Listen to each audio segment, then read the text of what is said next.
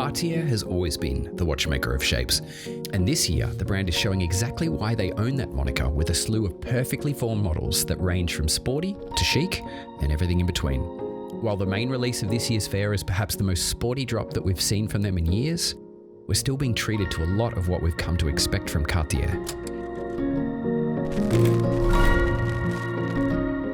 Now there's a lot to get into here, so let's begin with the headline release, the new Roadster. Originally introduced in 2002 and produced for roughly 10 years, the Roadster is one of Cartier's most modern original designs, but we haven't had it in the modern Cartier catalogue for a decade and a half. So the release of it now feels like a move from Cartier to build on the incredible success that we saw from the Santos launch a few years back, which is now a watch that is impossible to get away from at collector meetups. As the name suggests, the Cartier Roadster pulls from automotive design. The headlight-style date magnifier, the speedometer-inspired dial layout, and smaller elements like the conical crown and rivets. This new version has been updated enough so that it feels new, but still retains all of the core elements that have made the Roadster stand out since its launch.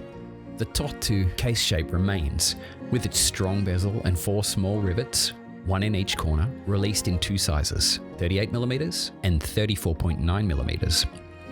These very much feel like they could be his and hers sets. There are 3 case metal options, a standard steel, a mixed steel and gold, or the full gold statement. Of the 2 case sizes, we get 3 different dials in 38mm and 2 in the 34.9mm. Both sizes get white dials with gold applied Roman numeral markers, and that sits in both the two-tone and the full gold pieces. And the full steel version in both sizes gets a white dial with applied markers filled with blue lume. But the larger size also gets a full blue dial that's been PVD-coated to provide a rich blue tone. A sports watch with a blue dial is not revolutionary, but for Cartier, it feels unexpected. All of these dials feature concentric grooves around their edge and an oval central section, which are both punctuated by the large and unapologetic date window with its metal surround and magnifier. Now this magnifier runs smoothly into the conical crown, which, unlike Cartier's dress watches, is tipped with a metal cabochon.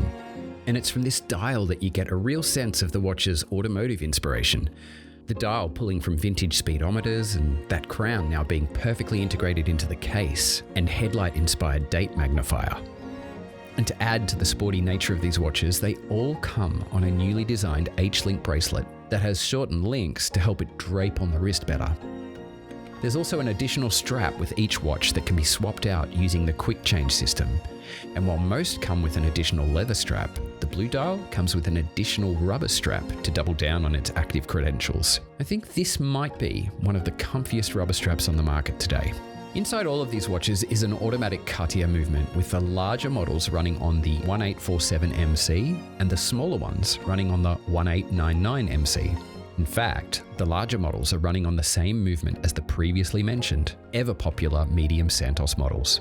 While the Santos-Dumont may have roots in the first purpose-built wristwatch for men, this new version elevates it beyond anything created in its 120-year history.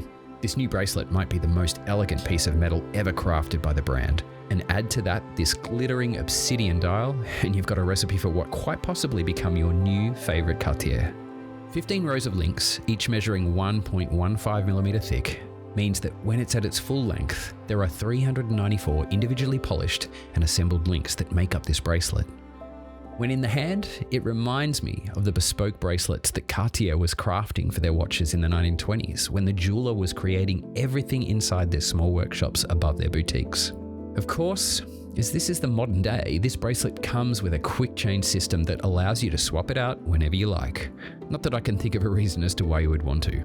There are 2 versions of this watch in yellow gold. One with the aforementioned obsidian dial, which is just 0.3mm thick and has been polished and set by a master craftsman due to its immense fragility.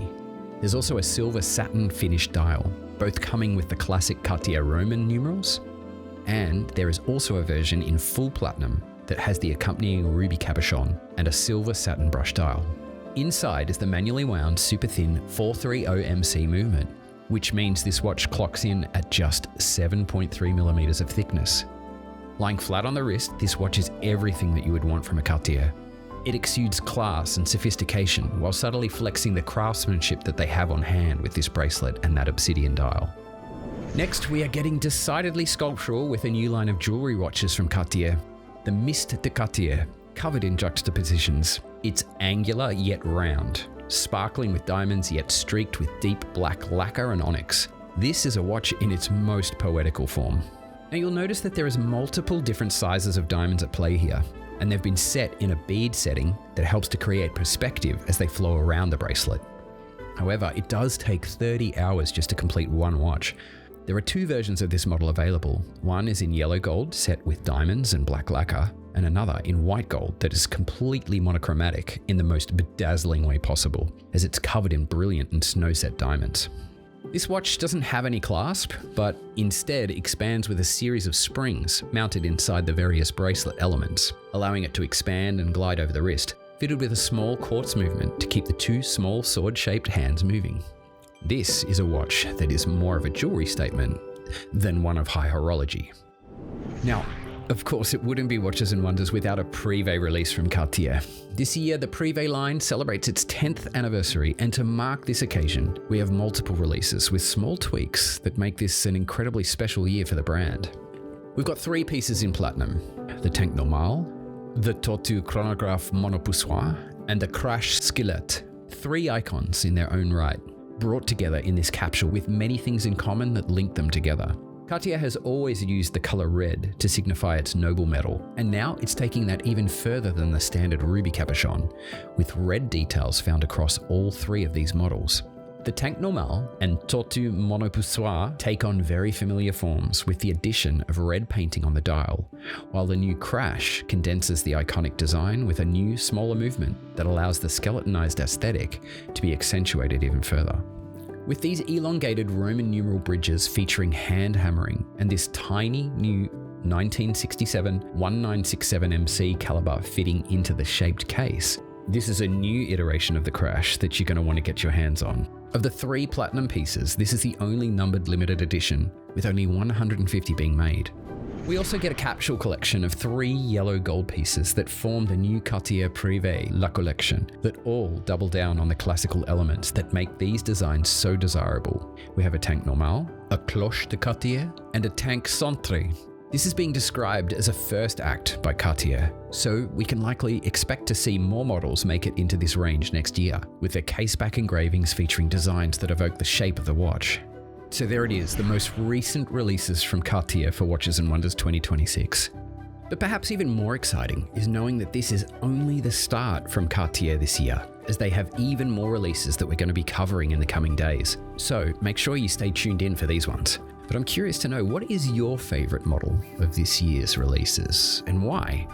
Let us know in the comments below and let the discussion begin. If videos like this are valuable to you and you've not yet subscribed to the Time+Tide channel, well, that's the one easy and free thing that you can do to help us create more videos just like this on the Time+Tide channel. And if you're already subscribed, well, it's fantastic to see you back here. But in the meantime, I'll see you on the flip side.